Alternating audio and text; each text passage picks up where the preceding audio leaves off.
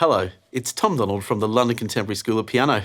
Season's greetings. We are going to do a walkthrough of the epic, famous Christmas carol, White Christmas. This is a White Christmas piano tutorial walkthrough. We're going to look at the chords, we're going to look at the melody, we're going to look at all of this song. We're going to just start with the melody. It's such a beautiful melody. And by the way, if you are a fan of our work at the London Contemporary School of Piano, please visit our website, contemporaryschoolofpiano.com. Get yourself a Christmas gift. Get yourself some piano training for the new year. Book a discovery session with our incredible team and see where that will take you. Or you could also get the Complete Musician program.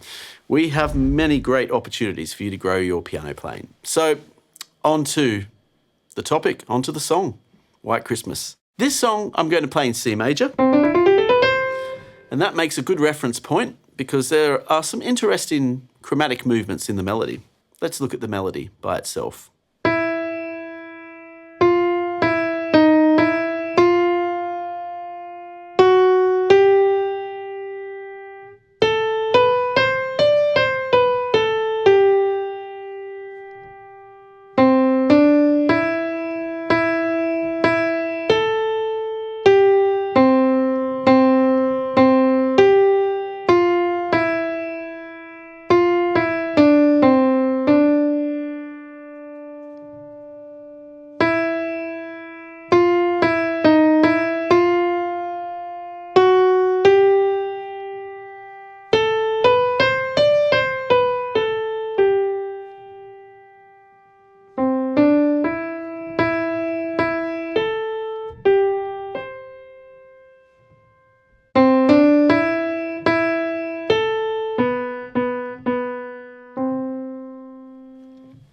What you would have noticed there is most of it's just following the C major scale, but those occasional chromatic notes give it a really lovely melancholic feel.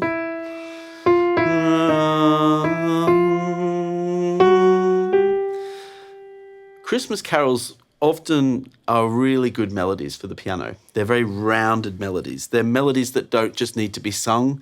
You would have noticed in a lot of the tutorials across the years that I've given you, when I'm talking about pop songs, I'm talking about how the melodies don't translate to piano so well. But for Christmas carols, they do translate to piano exceptionally well because they're scalic and they're shape-driven melodies. They're not just repetitive, repeated notes. You know, there's none of that sort of stuff happening in these Christmas songs. The melody's got a lot of shape and symmetry and variation to it, which translates beautifully to the piano. So these are really lovely melodies to play. So I could just start by reading the melody and playing the melody in the right hand. And what I'm now going to do in the left hand, I'm not going to play the chords in the left hand. I'm just going to play the bass note in the left hand with the melody and see how far I can get doing that. And this is a really good way to build up the song. So I could start like this.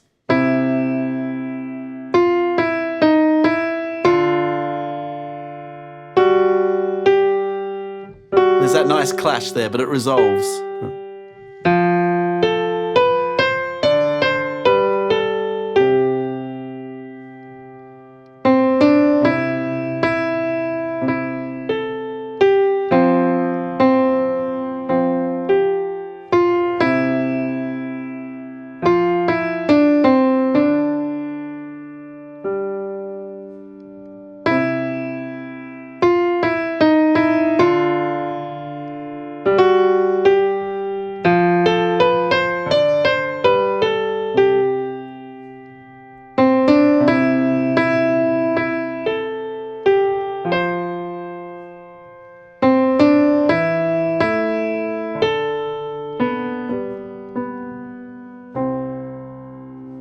So just bass and melody, a very sober way to play it, but it gives you a real sense of the shape of the music. Now I'm going to integrate my chords in the right hand with the melody. And I'm going to keep this integration simple. I'm just going to start by integrating with two notes in the right hand, two note textures in the right hand. So I'm playing partial chord and creating harmonies in the right hand.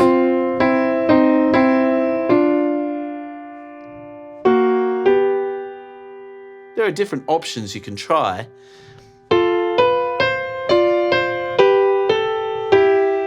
I'm just grabbing a note from the chord Now I'll add the left hand with that, just with a single bass note, and already in the 3-part harmony, I get a rather rich arrangement.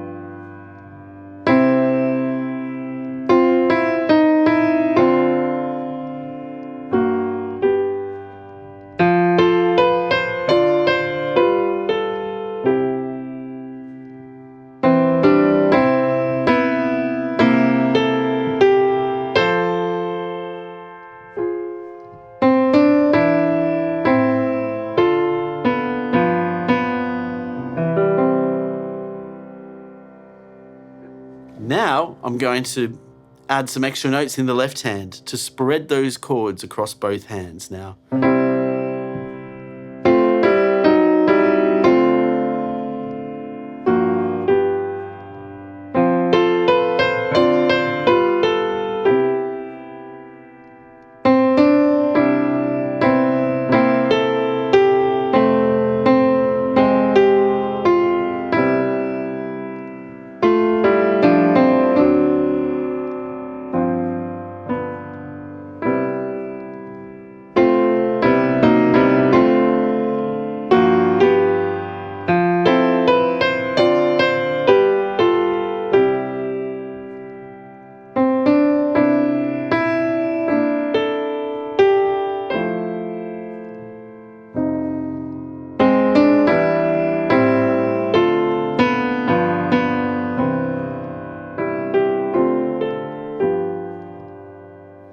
Now I'm going to play it in a more of a jazz style by putting the chords in the left hand and the melody in the right hand. I'll take the melody up an octave and I won't have my chords too low in the left hand. They'll be sitting around this register of the piano.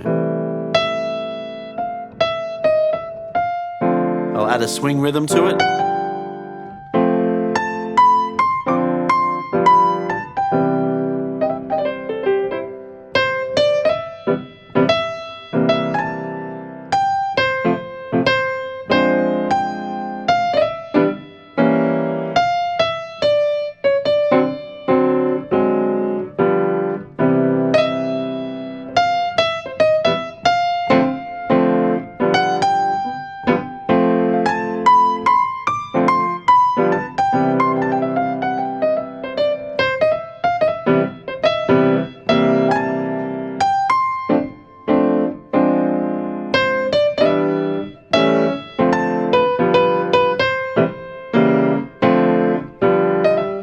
I can solo on it too with some blues in the right hand.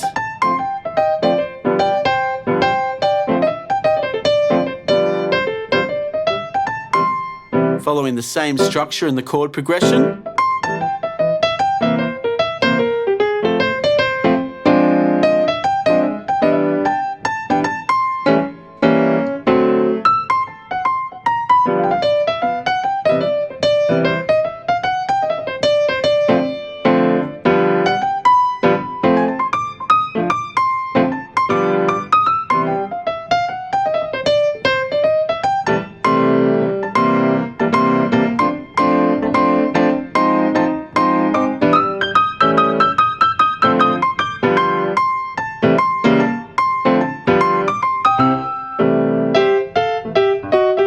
Go with a bit of a stride feeling now.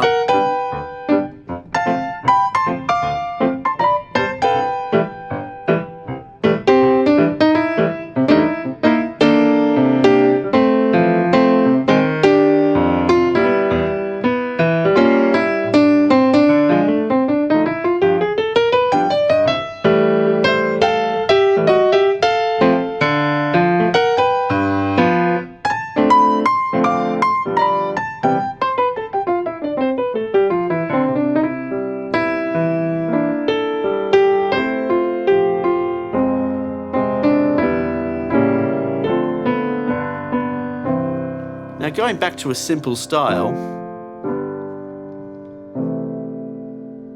we've got some really useful music theory going on in this song. Chord 1. Let's look at the chord numbers. Chord 2, chord 5, chord 4, 2, 5, 1. C major 7, then the C dominant 7, leading to chord 4. 4 is a minor, which adds lovely nostalgia. Put in the 4 as a minor. Chord 3, chord 6, chord 2, chord 5. Nice 3, 6, 2, 5 progression there. Same thing again, chord 2, chord 5, chord 4, 2, 5, 1. Bit of blues thrown in there. Dominant 7 leading to chord 4, chord 4 minor, 3, 6, 2, 5, and the flattened 7. I like to add the flattened 7. Gives it a sort of Disney effect, doesn't it?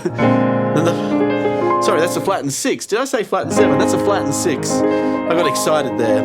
It's a flattened 6 to the flattened 7 to the 1. It's a nice little party trick. 2, 5. Everyone's expecting to hear chord 1, but instead I bring in the flattened 6, which is an A flat major chord. Then I finish on the chord they were expecting to hear. It's a nice little Christmas party trick. Okay, let me play it through then. I'll start simple and I'll build it up.